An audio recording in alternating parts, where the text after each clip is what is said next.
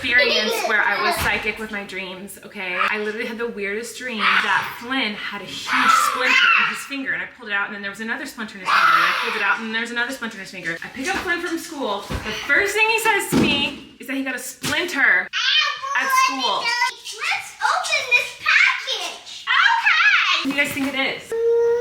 Oh, thank you. I saw something for Maisie. Do you want to know what it is? Yeah. Gummy Dad. Gabby still has toothbrush. They're for all of you. I'm a purple one. Okay, Wesley wants purple. Maisie, what color do you want? Mellow.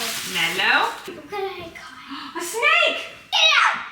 A cuttlefish. Oh my. Fill up the guest bath, and we're pretending it's an ocean or a pond. And what is this, a lake? An ocean? A lake. It's a lake. And we're catching creatures in the lake. Oh my gosh, this is a big one. It's a Gabby's Dollhouse cat plate. What'd you catch? I got a fish. It's a fish? No, it's a dragon. I know. It's a I got some. Whoa, you caught a lot. What is this, a saber-toothed tiger? What's it doing in the ocean? It's a lake, Mom. Oh, sorry, the lake. Right. I got a present for you. What is it? Can I see it?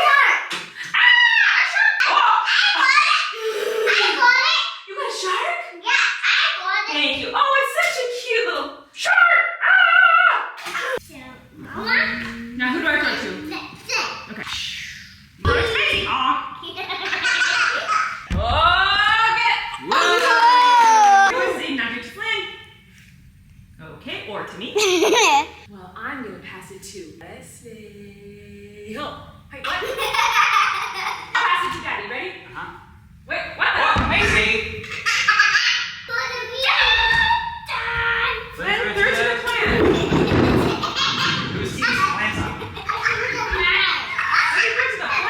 It is so much later in the day. I forgot to say this is a Tortilla Talk Tuesday today, so I'm going to be answering all your questions. Look at my bangs. What's happening? Oh my God. I am having such an insane hyperfixation you would not believe. I am completely trapped in a zone obsessively making Maisie a dollhouse. I just got sucked into it for hours. I have so much work to do, and I cannot stop. And all of a sudden I was like, oh my God, I have to stop. I have to do other work. So let me show you what I'm doing. Basically, I saw someone make a felt dollhouse like book thing on TikTok, and I was like, oh, that's cute, but I don't think Maisie would like the book. Like, she likes a physical dollhouse. So I was like, maybe I can make her an actual dollhouse out of felt. Guys, it has taken over my life. Look at my office. So I wanted it to be a small dollhouse that she could carry around, that was lightweight, that was simple. Obviously not making it very simple because I'm crazy. So I started making a doll out of felt. So this is going to be Maisie. I have to put obviously clothes and a face and bows in her hair, and I'm going to make Wesley one too. So then I was trying to think of something that I could make the dollhouse out of that's like collapsible and light that she can carry around from room to room. So I have these like little boxes that I actually used to use when I was on tour a long time ago. I love a collapsible set because I toured for so many years, and I became obsessed with finding things that might look good on stage that are collapsible, can fold down into a suitcase. So these boxes, they fold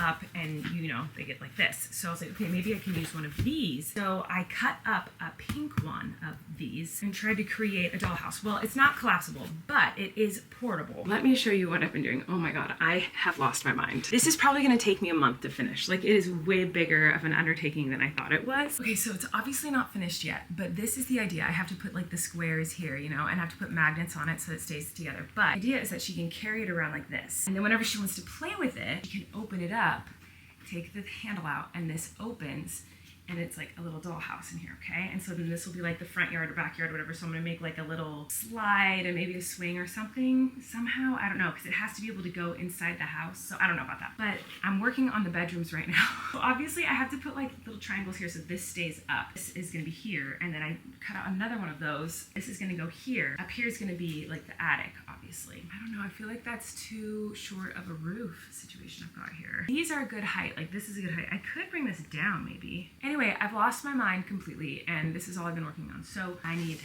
psychiatric help. Okay, bye. Okay, it's time for Tortilla Talk, but it's also time for me to sort through these rocks. I just took them out of stage 1, and I'm seeing if any of them are ready for stage 2. So I'm going to be looking through the rocks while I answer your questions. Michi Shelm said, Tortilla Talk question, now that your kids are so into sea life, have you shown them Finding Nemo? Yes, I have shown them Finding Nemo, and they really love Finding Nemo, especially Wesley. Wesley really loves Finding Nemo. But there's a couple parts that are too scary for them, so I don't know that they've ever seen the whole thing. But Wesley loves clownfish. Helena said, do you clench your teeth? The random limping and shoulder going out from editing are signs of possible imbalance in the bite. Dentist here, 'tis what I do. What? I don't know if I clench my teeth. Maybe. I know that I used to grind my teeth while I slept. But that was when I was a lot younger. I don't really do that anymore. As far as I know, I don't think that I do. But you know who does grind their teeth? My children. I remember growing up and my mom always talking about how I would grind my teeth at night and she could hear it through the walls. But I don't think I do that anymore. I don't know. Maybe. I should. How do I find out if I do that? Okay, I need to talk about this one. Grace said, anyone wondering why she won't give a laundry service a try? Even just for a video could be fun. Okay, every time I talk about doing laundry and have to do like 9 or 10 loads every weekend, all the comments are like, why are you not doing a laundry service? Get a laundry service. Try a laundry service. Okay, the reason that I don't do a laundry service is because I'm a control freak. Not really, but it is kind of the reason, because here's the deal. I've done laundry services before. I have sent my laundry to a laundry place and gotten it done, especially when I lived alone. When I lived in New York City, I would always do my laundry through a laundry service. It made things so much easier. However, actually doing the laundry, like washing the clothes, to me is not difficult. That part's easy. You just throw them in the washing machine and put the soap in and turn it on, and then you switch them over to the dryer and you turn it on. Like, that's the easy part. I hate folding laundry. And I know that laundry services fold laundry for you. However, every time I've done laundry by a laundry service, they fold all the laundry, but then they put it all together, mix match it. And I have a system. I have a certain dresser drawer for the twins' pajamas. There's a certain drawer for their long sleeve attire. In Flynn's room, there's a drawer for his t-shirts and his tank tops and pants and shorts, etc. Like, everything is obviously organized in a certain way. And to me, it takes just as long to take all the clothes from the laundry service and undo what they did and put them where they're supposed to go and then take them to their designated locations as it does for me to just fold it and put it in the right pile to begin with. You know what I mean? Like, it takes the same amount of time. Because when I wash the clothes, I will wash all of the twins' clothes at the same time that go in a specific dresser drawer. That way, when I take that load out, I fold it all and they're all together to go directly into the drawer that they're supposed to go into. Whereas if I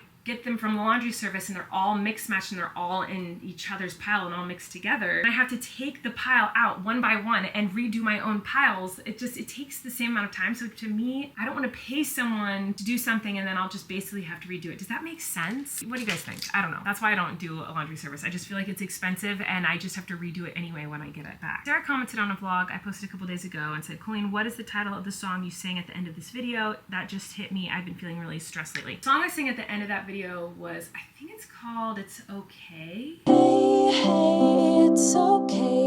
Everybody feels kind of weird some days. Hey, hey, it's okay. Everybody feels kind of weird some days.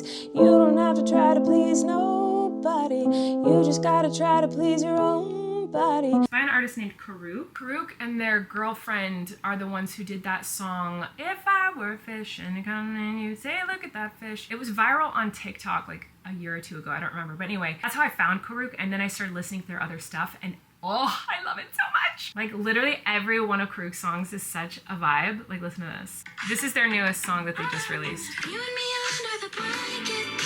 Kissing and I'm getting patient. So babe, let's take it slow. Sleep over recovery pancakes.